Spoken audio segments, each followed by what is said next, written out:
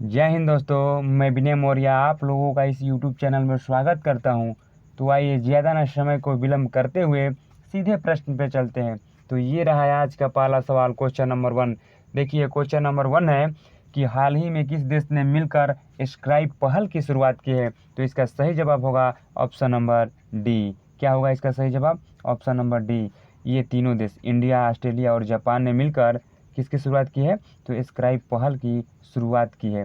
देखिए, स्क्राई स्क्राई का full form क्या होगा? तो सप्लाई चेन रेजिलेंस इनिशिएटिव। क्या होगा फुल फॉर्म इसका? Supply chain resilience initiative. देखिए, भारत, जापान, ऑस्ट्रेलिया ने सप्लाई चेन में सुधार लाने के लिए, किस में लाने के लिए? तो सप्लाई चेन में सुधार लाने के लिए ये स्क्राई योजना की शुरुआत की है। ठीक है, ये स्क्राई पहल की शुरुआत की है। देखिए, स्क्राई पहल के तहत इसमें होगा क्या? तो देखिए, ये जो 3 कंट्री है, इंडिया, जापान और ऑस्ट्रेलिया, इन तीनों ने कहने का मतलब एक क्या किया है? तो एक समझौता किया है। और उस समझौता के तहत इन तीनों देशों में ये होगा क्या कि माल की आवाजाही में किसी भी कंडीशन में, किसी भी परिस्थिति में, कितनी भी बुरी से भी बुरी हालत क्यों न हो जाए देश में, लेकिन माल की आवाजाही यानी सामान की आपूर्ति किसी भी सिचुएशन में नहीं रुकेगी। इस स्क्राइब पहल के तहत ये समझौता किया गया है।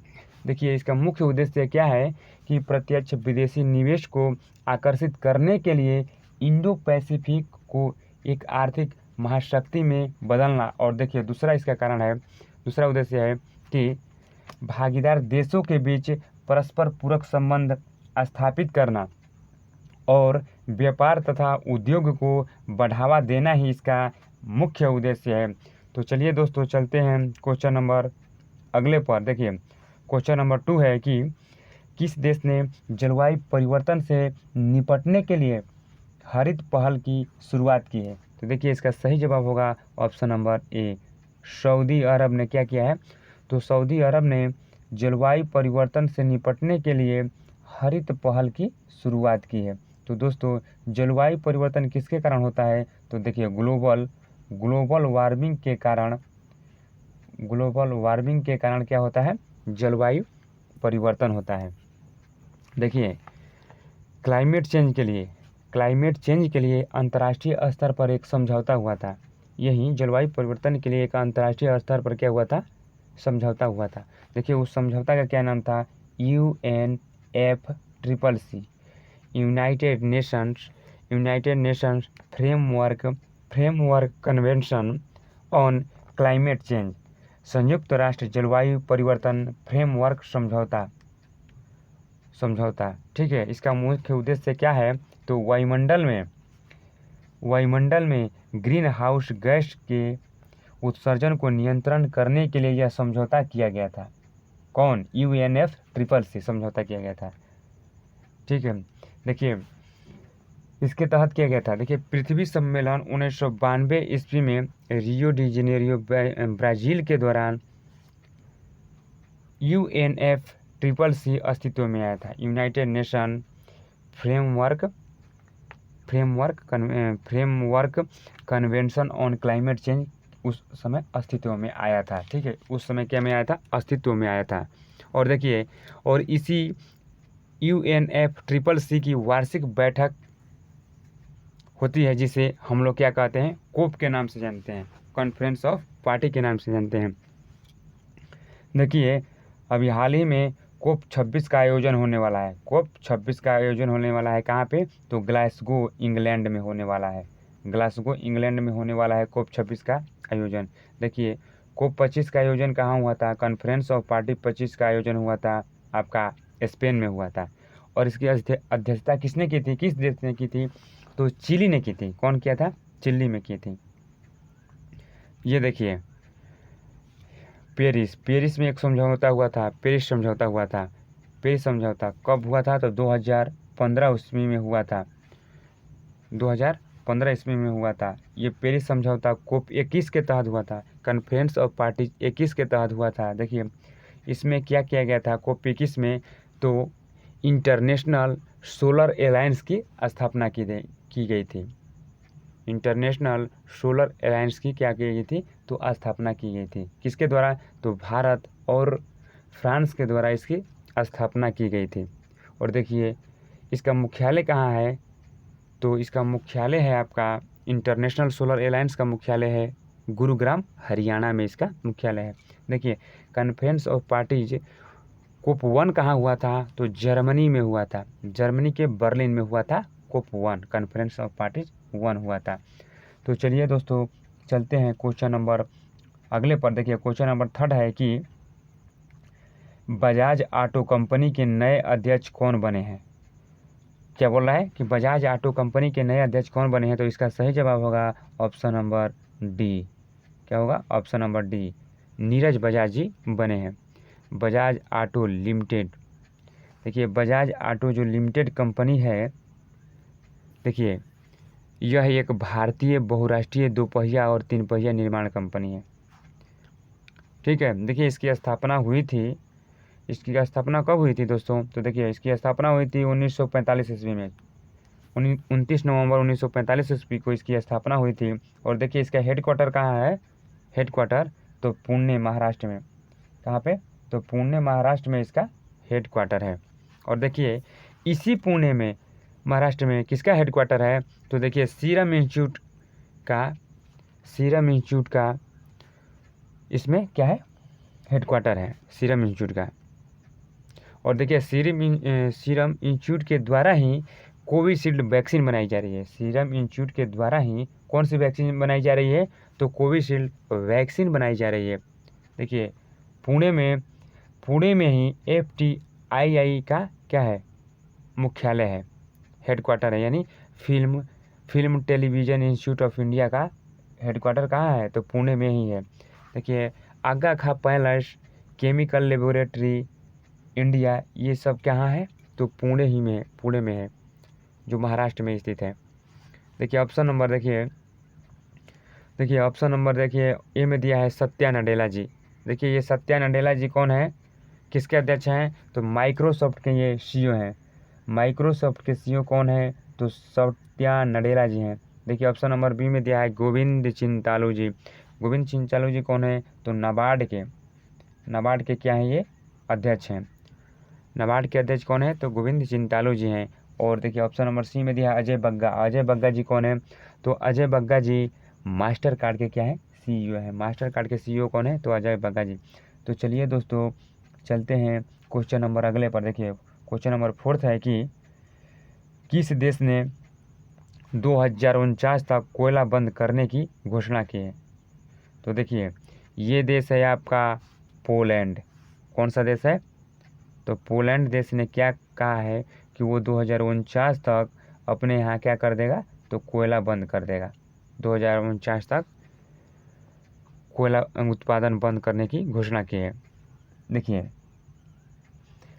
ये क्यों किया गया है, तो देखिए जलवायु परिवर्तन की समस्या से निपटने के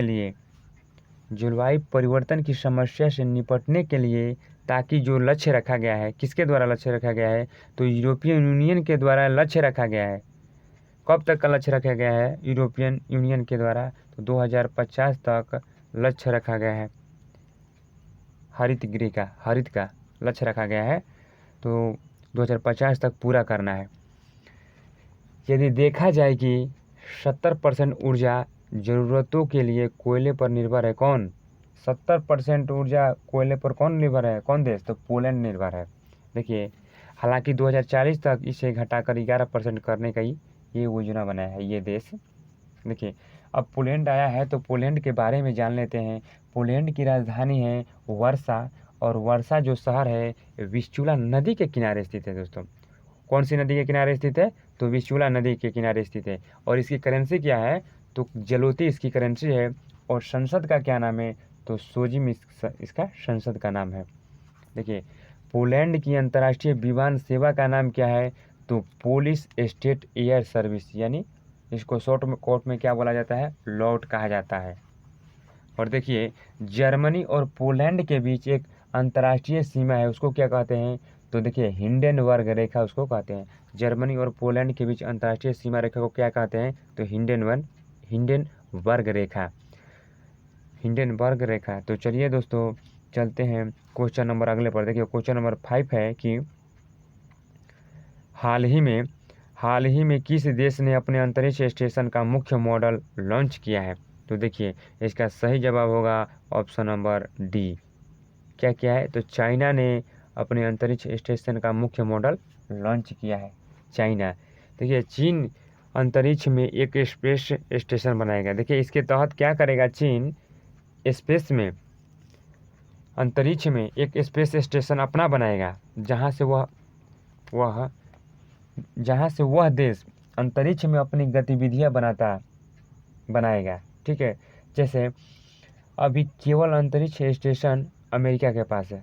जैसे अभी हाल में केवल अंतरिक्ष स्टेशन किसके पास है, केवल अपना, वो भी तो अमेरिका के पास है, जिसका नाम क्या है, जिसका नाम है इंटरनेशनल स्पेस स्टेशन। वो किसका है, तो अमेरिका का है। देखिए चीन ने अपना अंतरिक्ष स्टेशन का नाम क्या बताया है, तो तियाने रखा है चीन, और ये बोल रहा है कि 2022 तक ये बनकर तैयार हो जाएगा। 2022 तक ये अंतरिक्ष स्टेशन बनकर तैयार हो जाएगा। और अभी हाल ही में चाइना ने लॉन्ग मार्च 5V रॉकेट के जरिए वेनचांग स्पेस सेंटर लॉन्च किया है। कौन सा लॉन्च किया है, तो वेनचांग स्पेस सेंटर लॉन्च किया है। देखिए अभी हाल ही में कुछ दिन पहले ही चाइना ने क्या किया था, तो मंगल मिशन भेजा था, तियानवेन फर्स्ट। इसके तहत एक रोवर छोड़ा था, और रोवर उतरेगा, कहाँ पे उतरेगा रोवर, तो मंगल ग्रह पर ये रोवर उतरेगा। और देखिए इसका नाम क्या है, तो जुरांग नाम था इसका। देखिए चीन आया है, तो चीन के बारे में कुछ स्टैटिक पॉइंट जान लेते हैं दोस्तों। देखिए चीन की राजधानी है बीजिंग। करेंसी है इसकी रेमेन मिनबी, इसकी करेंसी है चीन की। और देखिए चीन का शोक वांगहो नदी को कहते हैं। वांगहो नदी को पीली नदी के नाम से भी जाना जाता है। देखिए पीली नदी के नाम से भी जाना जाता है। अभी हाल ही में चीन में एक अभियान चालू हुआ था, क्लीन योर प्लेट अभियान किसने चालू किया था, तो चीन ने ही चालू किया था। तो चलिए दोस्तों चलते हैं क्वेश्चन नंबर अगले पर। क्वेश्चन नंबर देखिए अगला है कि 6 कि हाल ही में ट्राइफेड ने जनजातीय विकास के लिए किसके साथ समझौता किया है। तो देखिए इसका सही जवाब होगा option number A, the link fund के साथ ट्राइफेड ने क्या किया है, तो ये समझौता किया है जनजातीय विकास के लिए। देखिए द लिंक फंड कहाँ की है, तो कंपनी है, तो द लिंक फंड स्विट्जरलैंड की है। कहाँ की है, स्विट्जरलैंड की है। ठीक है, देखिए ट्राइफेड का फुल फॉर्म क्या होगा, tribal cooperative marketing federation of India. Tribal cooperative marketing federation of India. देखिए जनजातीय लोगों के विकास के लिए जो है ना, यह दोनों मिलकर एक प्रोजेक्ट शुरू करेंगे। कौन, तो ट्राइफेड और द लिंक फंड, ये दोनों एक साथ मिलकर ये क्या करेंगे, तो प्रोजेक्ट शुरू करेंगे। और देखिए इस प्रोजेक्ट का नाम क्या होगा, तो भारत में आदिवासी परिवारों के लिए सतत आजीविका यानी sustainable livelihoods for tribal house of India, यानी परिवारों के लिए सतत आजीविका उपलब्ध कराना। देखिए इसका मुख्य उद्देश्य है कि आदिवासियों का विकास करना और रोजगार सृजन, आदिवासियों को उनकी उपज तथा उत्पादों में मूल्य वृद्धि के लिए सहायता प्रदान करना ही इसका मूल्य उद्देश्य है। देखिए ट्राइफेड आया, तो ट्राइफेड की स्थापना होगी 1987 में हुई थी। हेडक्वार्टर है न्यू दिल्ली, और इसके अध्यक्ष कौन है, तो रमेश चंद्र मीना जी इसके अध्यक्ष हैं। देखिए भारत के जनजातीय मंत्रालय के मंत्री कौन है, तो हमारे अर्जुन मुंडा साहब जी भारत के जनजातीय मंत्रालय के मंत्री हैं। भारत के जनजातीय मंत्रालय के मंत्री हैं। तो चलिए दोस्तों चलते हैं क्वेश्चन नंबर, देखिए क्वेश्चन नंबर अगले पर। देखिए क्वेश्चन नंबर 7 है कि हाल ही में किस देश ने HIV, हेपेटाइटिस बी और सी और सिफिलिस जैसी बीमारियों का पता लगाने के लिए एक मल्टी स्क्रीन टेस्ट सिस्टम शुरू किया है। तो देखिए ये शुरू किया है कौन सा देश, तो है रसिया, रूस देश है, रूस देश है। और देखिए ये रूस देश की किस कंपनी के द्वारा ये किया गया है, तो बायोपैलिट, कौन सी कंपनी है रूस की, तो बायोपैलिट कंपनी है, रूस की बायोपैलिट कंपनी के द्वारा यह multi screen test system development किया गया है। ये होता क्या है ये सिस्टम, तो देखिए यानी कि ये तीनों बीमारियों के लिए आपको अलग अलग से टेस्ट नहीं करवाना होगा। ये तीनों बीमारियों के लिए, जैसे HIV हो गया, हेपेटाइटिस बी और सी हो गया और सिफिलिस, ये तीनों बीमारियों के लिए आपको 3 जगह आपको टेस्ट नहीं करवाना पड़ेगा। ठीक है, एक ही टेस्ट में आपको इन 3 बीमारियों का पता लग जाएगा, इन 3 बीमारियों को पता लग जाएगा। अब देखिए दोस्तों रूस आया है, तो रूस के तो बारे में कुछ तो जानकारी ले लेते हैं। तो देखिए रूस की राजधानी है मास्को, और मास्को जो शहर है भाइयों वो मोस्कवा नदी के किनारे स्थित है। कौन सी नदी के, मोस्कवा नदी के किनारे स्थित है। और इसकी करेंसी क्या है मास्को की, तो रूबल इसकी करेंसी है। और इसका संसद का नाम क्या है भाइयों, तो ड्यूमा इसका संसद का नाम है। और प्रेसिडेंट कौन है, तो प्रेसिडेंट है व्लादिमीर पुतिन साहब जी, यहाँ के प्रेसिडेंट हैं। कौन है, तो व्लादिमीर पुतिन साहब जी प्रेसिडेंट है। और PM कौन है, तो मिखाइल मिशुस्टिन जी यहाँ के PM है। देखिए इंडिया और रसिया के बीच एक युद्धाभ्यास होता है, हमारे इंडिया और रसिया के बीच एक युद्धाभ्यास होता है, कौन, इंद्र। देखिए जो रूस देश है ना, रूस विश्व का प्रथम देश है जिसमें क्षेत्रफल की दृष्टि से सबसे बड़ा देश है, विश्व का सबसे बड़ा देश है क्षेत्रफल की दृष्टि से, कौन है, तो वो है रूस है। और देखिए रूस की स्पेस एजेंसी का क्या नाम है, तो रोसकॉस्मोस रूस की स्पेस एजेंसी का नाम है। तो चलिए दोस्तों चलते हैं क्वेश्चन नंबर अगले पर। क्वेश्चन नंबर देखिए अगला है कि हाल ही में किस कंपनी ने यूजर्स की टाइमलाइन पर फैक्ट बॉक्स सुविधा शुरू करने की क्या किया है, घोषणा किया है। तो देखिए इसका सही जवाब होगा ऑप्शन नंबर ए। ये क्या है, ट्विटर ने क्या किया है, ये ट्विटर ने अपने यूजर्स को टाइमलाइन पर फैक्ट बॉक्स सुविधा शुरू करने की घोषणा की है। तो देखिए दोस्तों ये फैक्ट बॉक्स सुविधा होता क्या है, तो देखिए यह अलग अलग देशों के बारे में, जो ये फैक्ट बॉक्स है यह अलग अलग देशों के बारे में कोविड-19 से संबंधित जितनी भी सारी जानकारियां हैं, जैसे में कौन सी वैक्सीन मिल रही है, किसकी कमी है, ये सारी जानकारी यूजर्स के टाइमलाइन पर सुविधा उपलब्ध होगी। ये ट्विटर ने किया है। ये देखिए ट्विटर ने किया है, तो ट्विटर के बारे में जान लेते हैं। देखिए ट्विटर की स्थापना हुई थी 21 मार्च, कब हुई थी, 21 मार्च 2006 को ट्विटर की स्थापना हुई थी। और देखिए इसका हेडक्वार्टर कहाँ हुए है, तो हेडक्वार्टर है सैन फ्रांसिस्को। कहाँ पे है, सैन फ्रांसिस्को इसका हेडक्वार्टर है।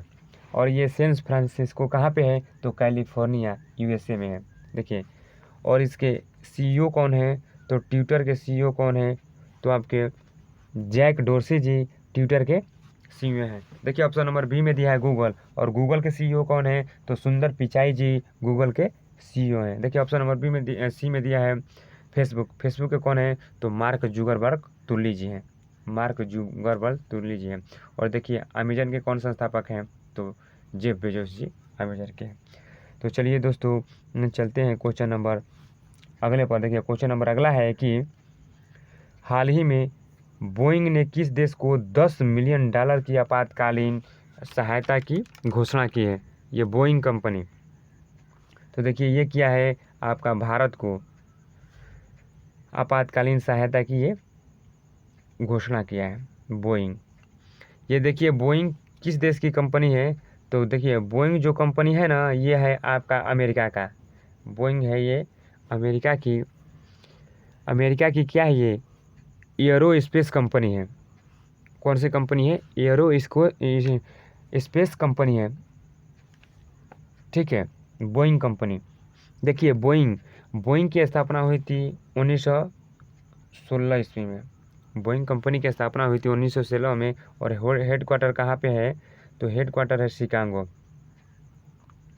हेड क्वार्टर कहाँ पे है? तो शिकागो। देखिए, और इसके चेयरपर्सन कौन है बोइंग के?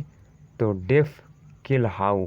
कौन है? डेफ किल हाउ इसके चेयरपर्सन है। देखिए, भारत है तो भारत के बारे में कुछ जान लेते हैं। भारत की राजधानी है न्यू दिल्ली। भारत की राजधानी है क्या? तो न्यू दिल्ली। और इसकी करेंसी क्या है? तो करेंसी है इसकी रुपया।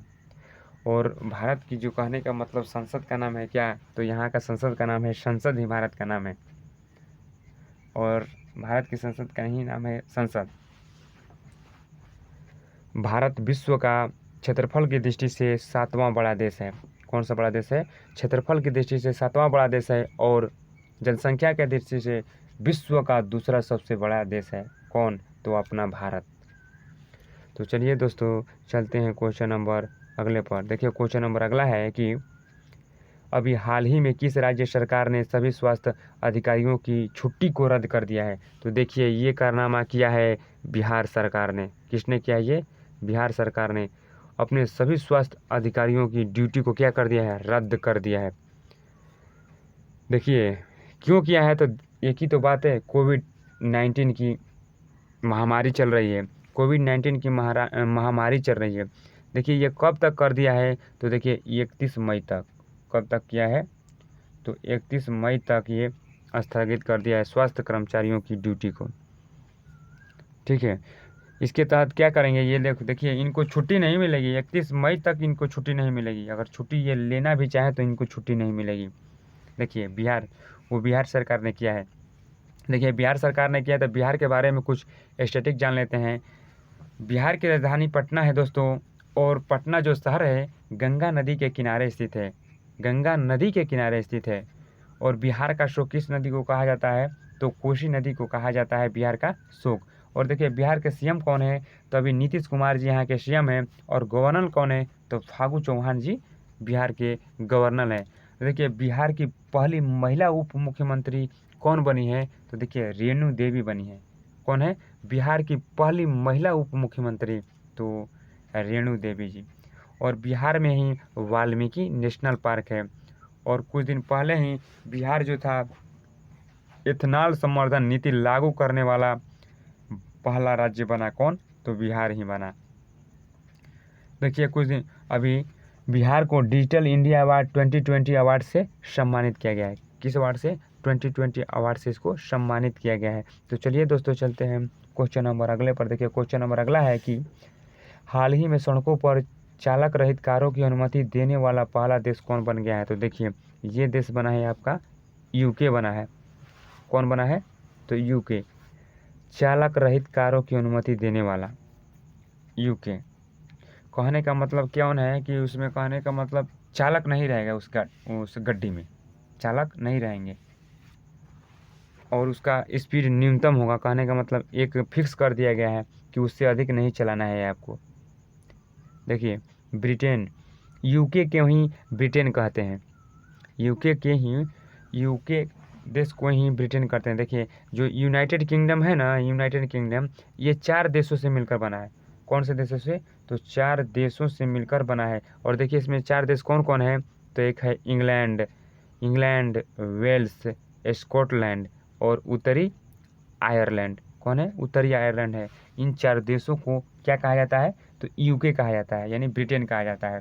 देखिए, ब्रिटेन की राजधानी कहाँ है? तो लंदन है। और लंदन जो शहर है टेम्स नदी के किनारे स्थित है। और ब्रिटेन की करेंसी क्या है? तो पाउंड स्टर्लिंग इसकी करेंसी है। और यहाँ के प्रधानमंत्री कौन है?